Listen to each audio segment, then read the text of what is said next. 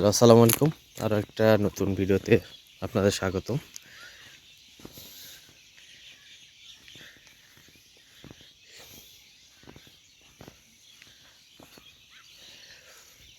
এটা একটা অনেক বড় চর, যমুনা নদীর চর, গাইবান্ধার ফুলছড়ি। সেই বিস্তীর্ণ চর জুড়ে এটা রোপণ করা হয়েছে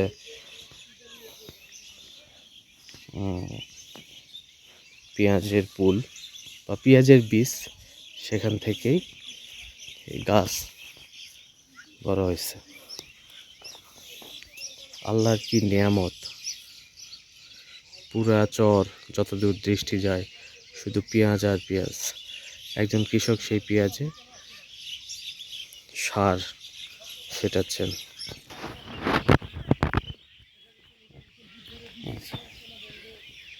ক্যামেরা যত দূর যায়, দৃষ্টি যত দূর যায়, শুধু পেঁয়াজ আর পেঁয়াজ।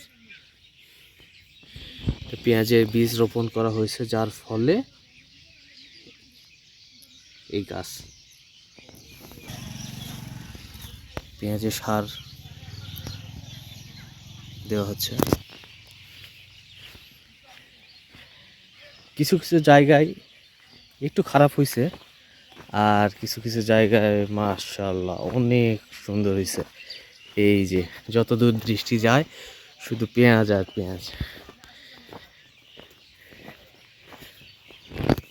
এই যে মাঝে দুই একটা ধনিয়া পাতা আছে, মাশাআল্লাহ অনেক সুন্দর।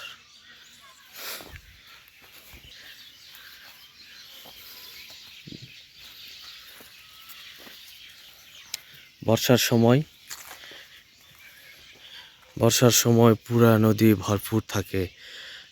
বর্ষা যে চলে যায় সেই ফসলের সমারোহে পুরা চর ভরপুর হয়।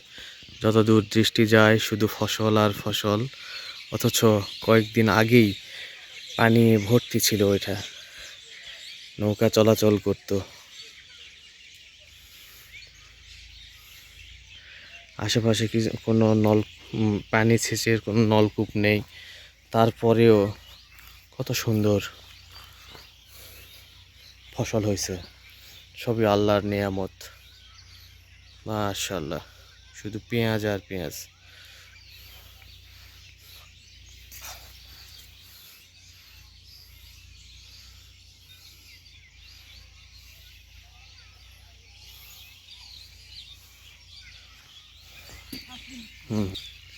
এই ছিল আজকের ভিডিওটি।